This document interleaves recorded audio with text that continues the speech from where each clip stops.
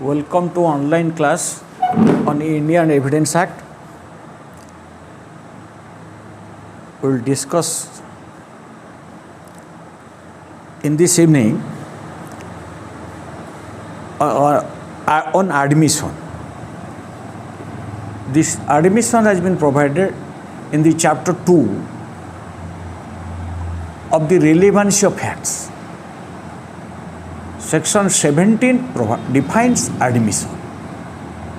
How it defines?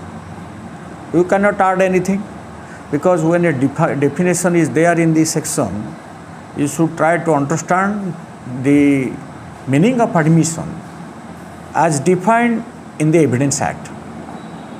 Dictionary meaning of admission is something different from the definition of admission as provided in section 17. Admission usually means admitting something. As layman understands the term admission, the word admission, that admitting something.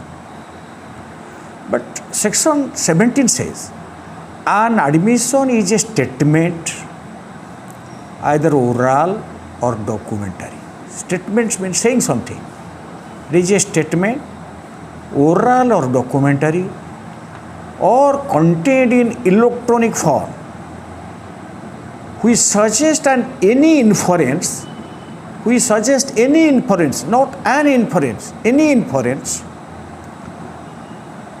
to any fact in issue, neither the entire fact in issue or to any of the fact in issue or relevant fact, and which is made by any of the persons. You see, you mark the word any of the persons, and under the circumstances hereinafter mentioned. Hereinafter mentioned means as mentioned within the other provisions of the Indian Evidence Act. So that admission is a statement. What is that? That statement is either an oral statement or in a documentary or in a document. That statement suggests any inference in conclusion of any fact in issue.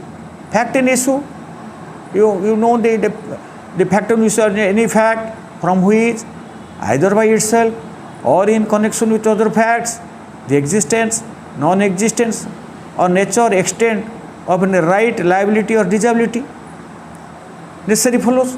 So any fact in issue, that statement suggests any inference regarding any fact in issue or any relevant fact.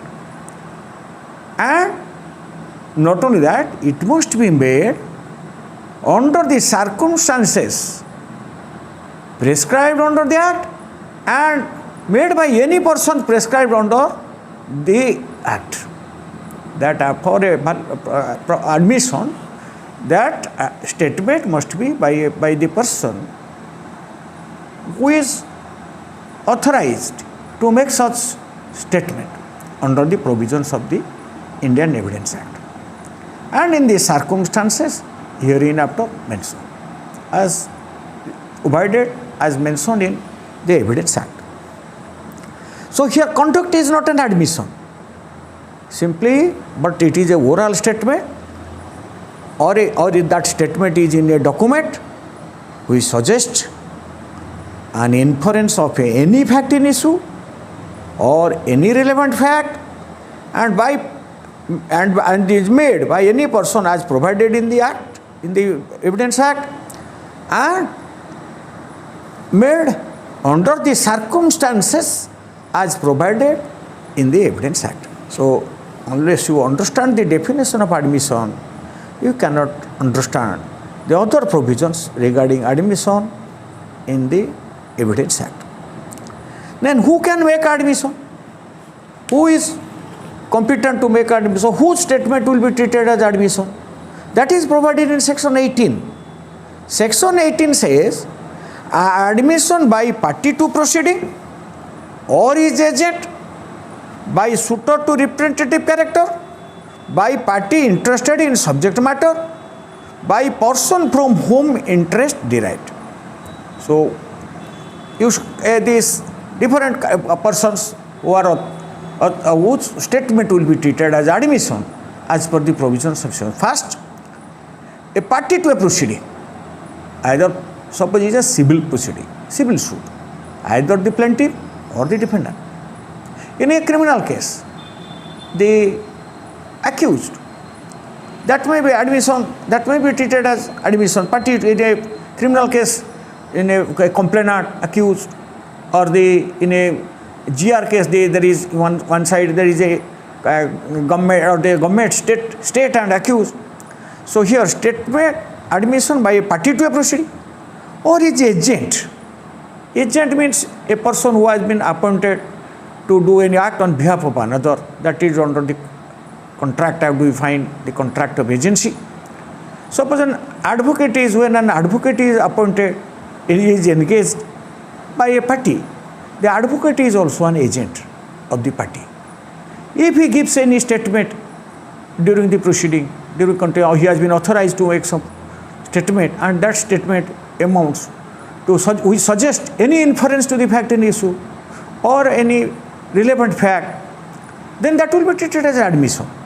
So, agent by suitor in representative character. What is representative character? As you know, in Order 1 Rule 8, there is a provision for representative character. While somebody representing others has filed a suit in a representative character. A trustee is representing the particular deity or particular institution. He represents a representative character. He makes any statement by party interested in subject matter of the suit, or any party who has any interested in the subject matter of the proceeding suit matter, or by person from whom interest derived. Persons whom interest derived. Suppose X has purchased a piece of land from Y. He has, or X has inherited a land from his father. He has derived interest in that property through somebody.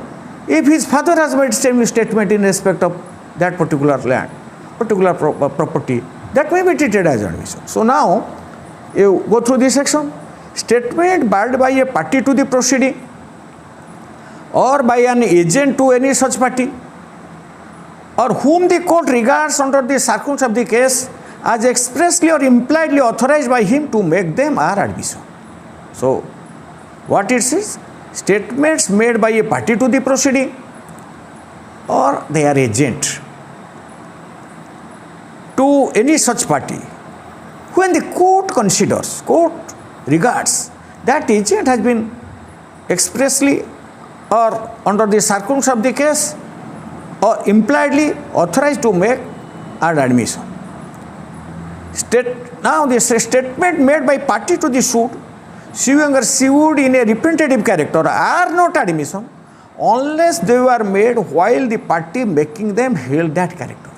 Suppose somebody has filed a suit representing some persons of his village.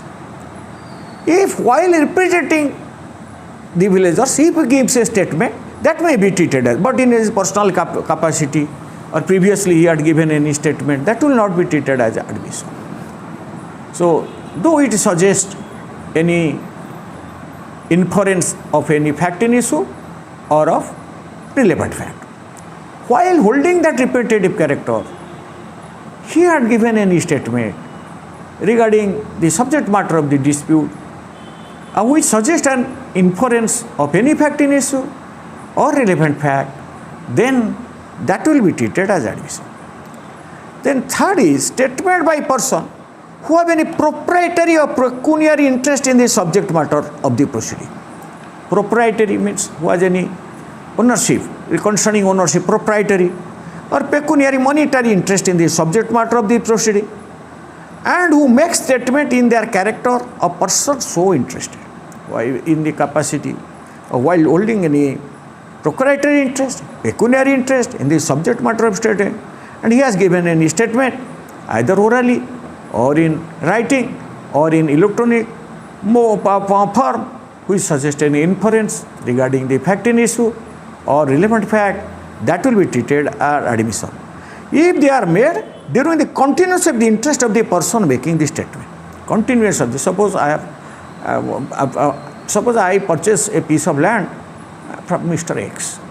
My vendor had previously given a statement prior to sale, that may be treated, but after sale if he has given any statement regarding which suggests an inference, that may not be treated as an admission. So now section 8 says that is admission. Who can make admission? Parties, either parties to the proceeding, second they are agent, third in a representative character, while the person who files the suit, who has filed the suit while holding that representative character status, then party interested in this subject matter of the suit, those statements will be treated as admission. Now section 19, it provides when the statement of a third person will be treated as admission. Always parties to the suit, they are representative, if they give some statement, that will be treated as admission if that suggests any inference of fact and issue or relevant facts. But section 9 says that here statement of a third person becomes admission in certain circumstances. How? Statement by a person whose position or liability it is necessary to prove as against any party to suit are admission if such statements would be relevant as against such person in relation to such position or liability in a suit. If you will go through the illustration provided to section 19 again and again, then you will make yourself clarify, or you will get you can properly understand the provision when statement of a third person is to be treated as admission. That means statement of a person whose position is to be proved as against a party. What is that? The illustration, you could go, please go through the illustration. A undertook to collect rent for B. A undertook to collect rent for B. B sued A for not collecting rent from C, which was due to him. A denies that rent was due from C. To B, A denied that no, C was not liable to pay any rent, so that's why I did not collect. But B has filed a suit against A for not collecting rent from C. If C has given any statement, C had given any statement that C was due, or he was due, or he was liable to pay any rent to B, that will be treated as admission. A statement by C that he owed B rent is an admission and is a relevant fact as against A if A denies that C did owe rent to B, because the position of C against A is to be proved, then whose position is to be proved as against the party to the suit. Here A says no, C was not liable to pay any rent to B. B has filed a suit against A for claiming that the rent of which was due to him from C. C had given a statement that actually C was liable to pay rent to B. So here the statement of C suggests an inference to the fact in issue regarding liability of C to B in respect of that rent. So here that will be treated as admission.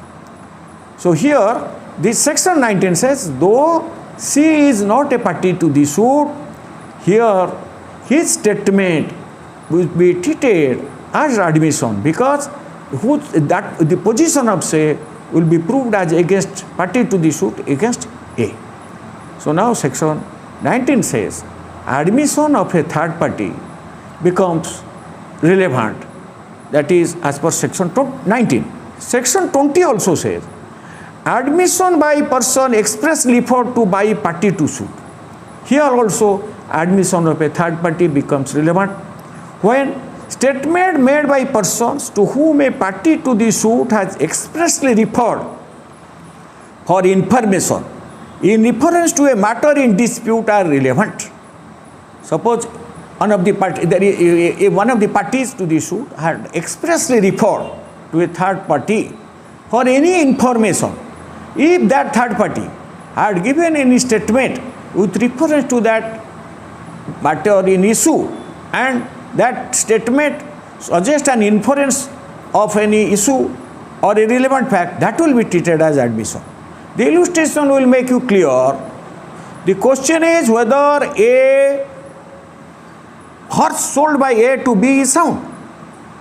So here A says to B, go and ask C. C knows all about E. C statement is an admission. C had, because one of the parties to the suit had expressly referred the matter to the opinion of C, or for getting some information C. If C had given any statement which suggests an inference of any fact in issue or relevant fact, then that will be treated as admission. Now, section 17, 18, 19, 20 are connected, interconnected. Section 17 says admission is a statement either orally or in writing which suggests an inference of any fact in issue or relevant fact and made by the persons and under the circumstances, as hereinafter mentioned, that in 18, 19, 20 provide the who are the competent persons whose statement will be treated as admission.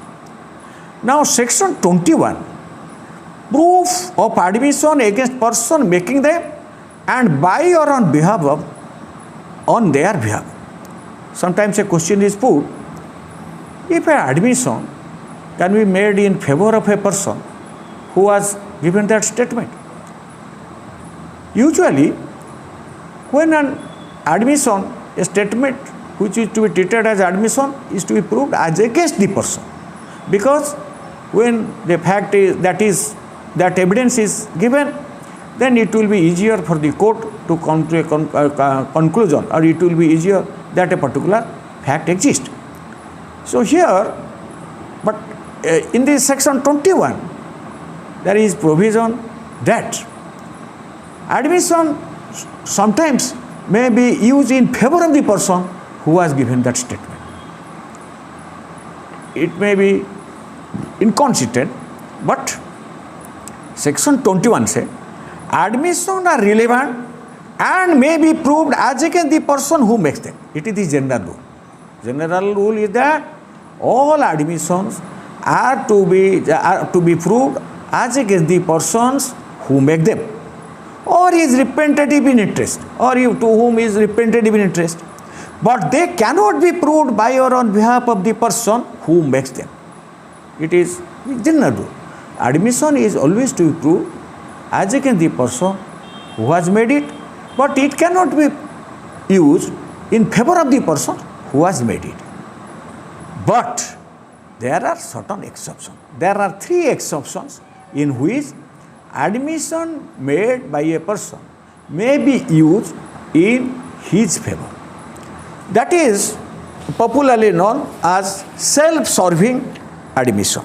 So admission, that is self-serving statement. That is self-serving statement may be used in favor of a person in 3 circumstances. First, that what it says, an admission may be proved by or on behalf of the person making it.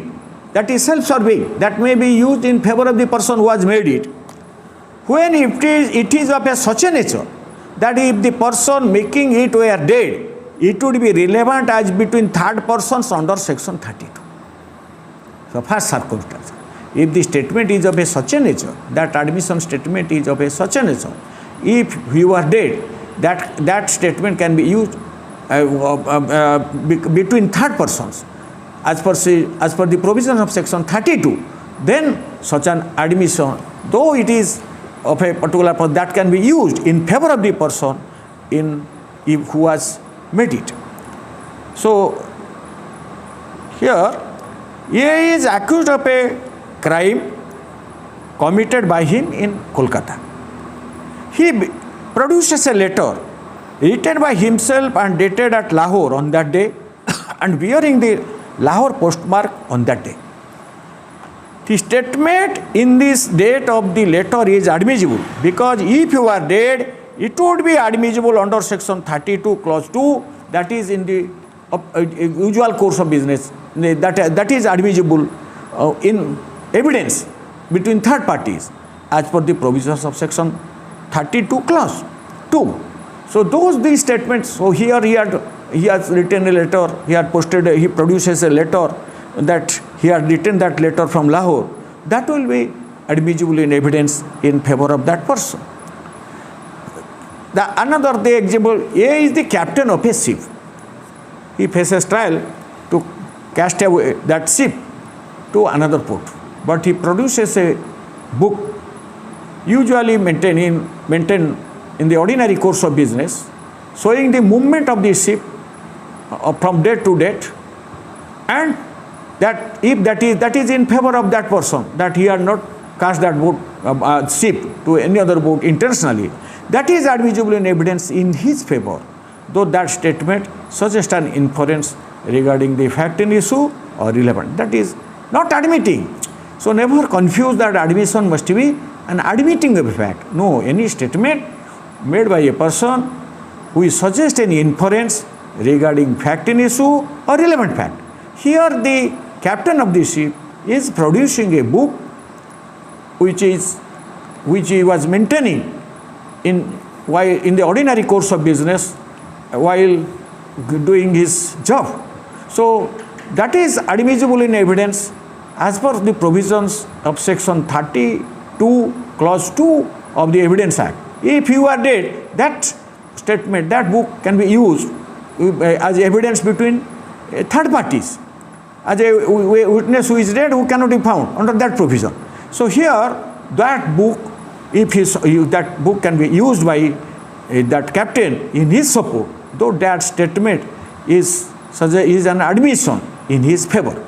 So section 21, you should understand, always admission is to be used as against the person, can be proved as against the person who has made it, but such admission cannot be used in favor of the person who has made. But there are three exceptions. First exception, if that statement is of such a nature that if you are dead, that can be used as evidence in between third parties as per the provisions of section 32 clause 2, then such an evidence is admissible.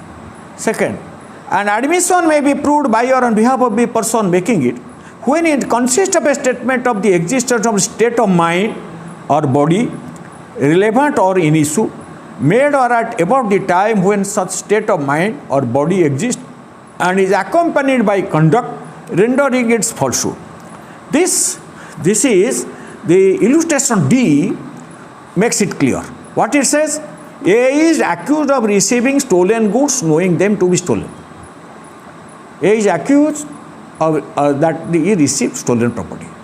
He offers to prove that he refused to sell them below their value.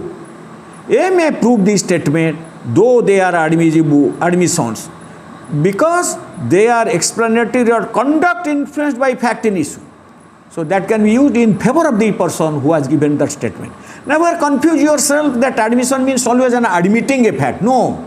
Any statement which suggests an inference with the fact in issue or any relevant fact. But here, admission may be proved that any statement accompanied by conduct that can be regarding existence of state of mind, body, and is accompanied by conduct rendering its falsehood improbable. If such a statement is given by that person who has given that statement, even that can be used in his favor. Similarly, admission may be proved by or on behalf of the person making it if it is relevant otherwise than as an admission. If in any other provision that is admissible, that can be used as that can be used in favor of the person otherwise than an admission. That may not be admission, but that can be used in his favor. So section 21 says always in nutshell, section 21 provides that admission may be proved as against the person who has made it. It can never be used in favor of the person who has made it. But there are three exceptions. First, that statement can be used in favor of a person as admission. if you are dead, if that can be used as evidence between third parties as per the provisions of section 32 clause 2 of the Evidence Act. If that admission is regarding existence of state of mind or body relevant or in issue made by or about the time, that means about the time when such state of mind or body existed, and is accompanied by conduct.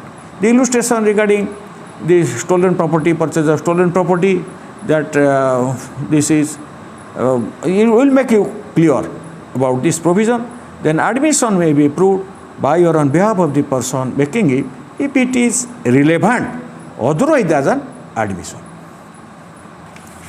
Now section 22 says, when oral admission as to contents of a document are relevant.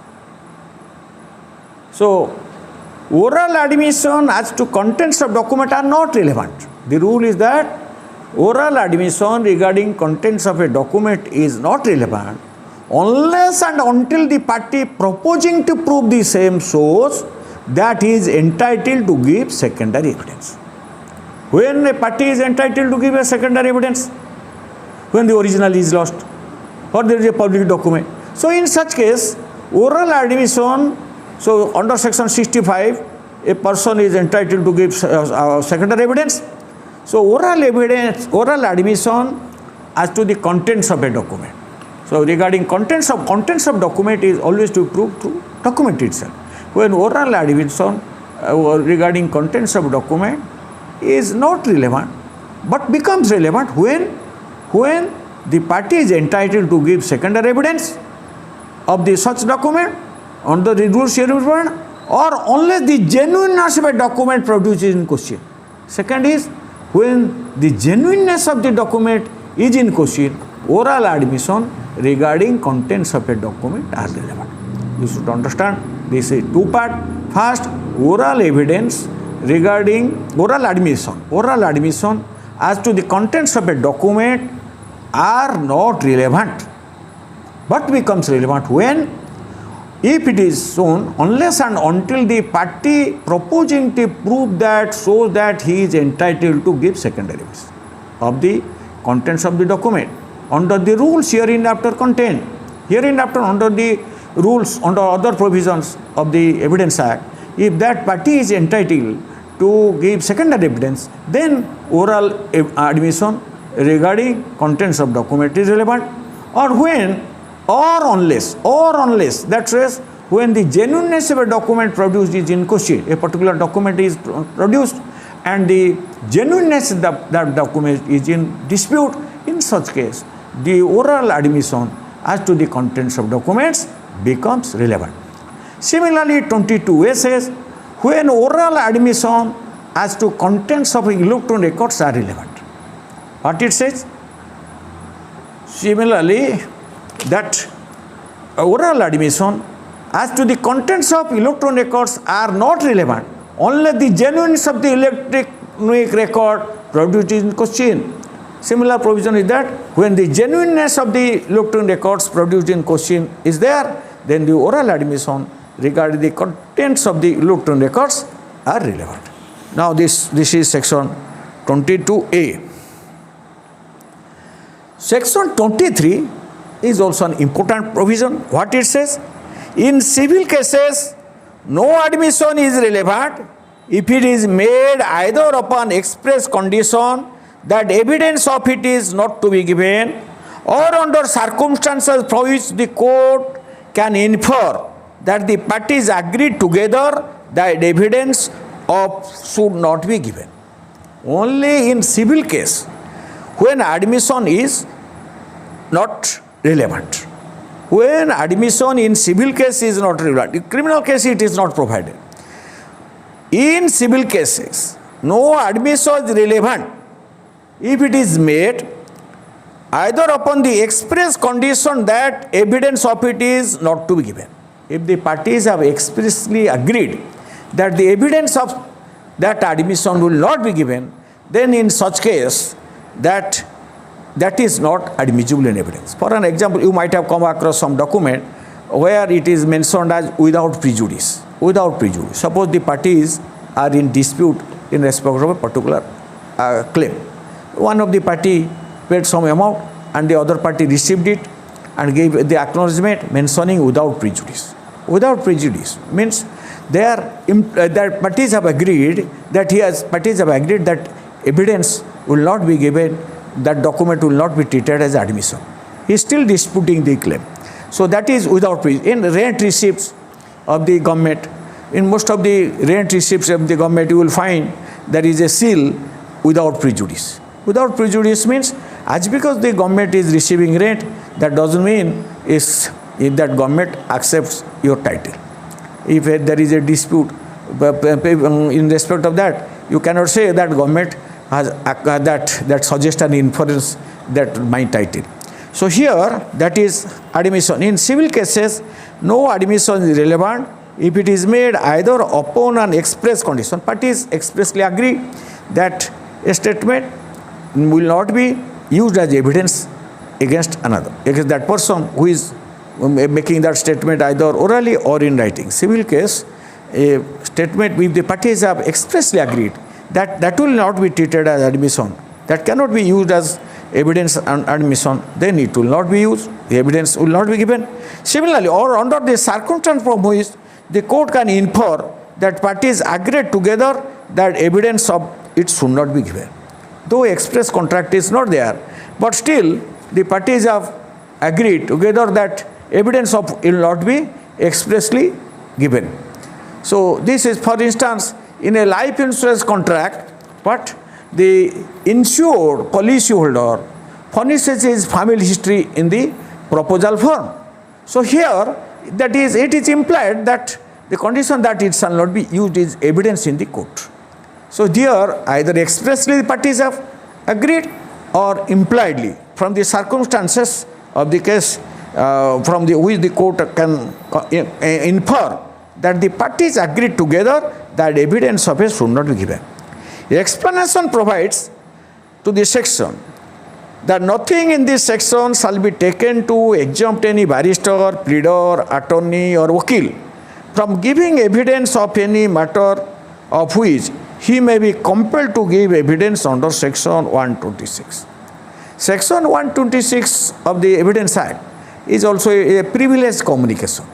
Any communication made by a client to the advocate will not be exempted from this evidence. That means no barrister, wakil, advocate will be compelled to give any evidence regarding any communication made to him regarding any case.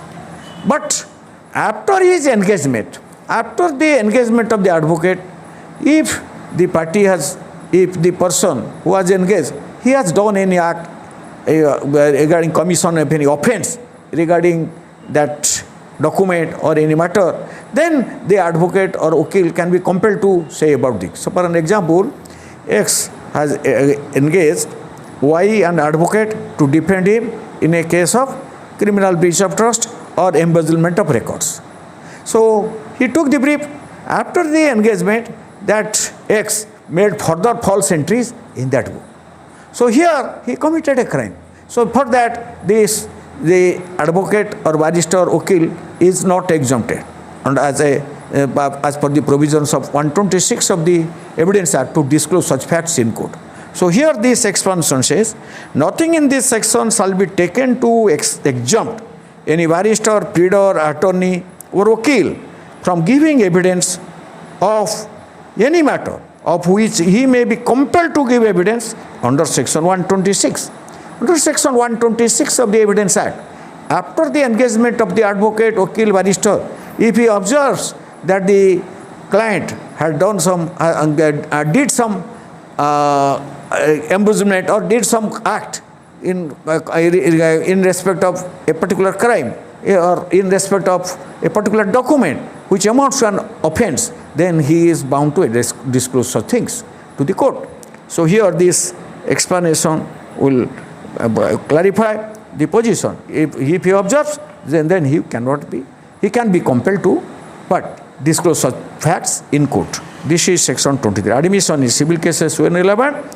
If a question comes, in civil case, admission is relevant always In civil case, no admission relevant if it is made with the express condition, express agreement between the parties that evidence of which will not be given, or under the circumstances of the case, the court infers that the parties have agreed together that evidence of such fact will not be given. But that will explanation says that nothing in this section will exempt an barrister or advocate to disclose a fact for which he can be compelled as per the provisions of section 126 of the Evidence Act to disclose. In this context, the section 31 is very important. What section 31? What admission? Section 31 says, you should know section 31, admission not conclusive proof but may stop. Whether admission is conclusive proof. Section 31 of the Evidence Act provides what? Admission are not conclusive proof of the matters admitted, but they may operate as estoppel under the provisions hereinafter contained. If a question comes whether admission is a conclusive proof, section 31 declares that admission of a statement is not a conclusive proof but may stop. The stop means he may deny the truth of the same. What is the principle of that we find in section 115 of the Evidence Act? What is estoppel? If a person by his act, declaration or omission has made another person to believe something, and on that belief that person, the other person has acted upon, then in a suit or proceeding, that person cannot deny the truth of the same. So section 31 says admission is not a conclusive proof but may operate as estoppel when on the basis of that admission somebody has acted upon. So here admission is not a so admission can be rebutted by other evidence to show that it was not voluntary or it was made erroneously. So that can be rebutted. Rebuttal evidence that can be rebutted. So in nutshell, these are the provisions in the Evidence Act regarding admission. So before concluding our class, I say something regarding confession. What do you mean by confession? We'll deal regarding confession tomorrow. Confession is a statement admitting guilty by an accused. Confession is a statement always is often by an accused admitting the guilty or that he has committed a particular offense. So that is confession. All confessions are admissions, but all admissions are not confession. So all admissions are not confessions, but some of the admissions are confession. When that admission is by that a person accused of an offense admits the commission of a crime by him. So that is confession. Tomorrow we will discuss the provisions of the Indian Evidence Act on confession. Thank you all. Let us conclude.